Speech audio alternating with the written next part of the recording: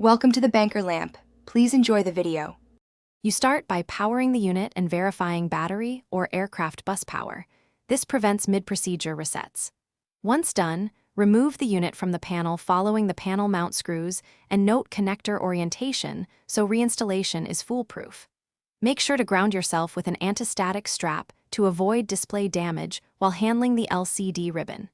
You'll need basic bits and a lint-free cloth. Handling the screen now prevents fingerprints and debris that cause uneven backlight and ghosting later. You open the case after power removal because tiny shorts can fry the display circuitry. Once the bezel is off, identify the LCD ribbon and any adhesive securing the backlight. This is where most failures occur. Carefully release the ribbon lock and lift the old LCD or diffuser straight up to avoid tearing.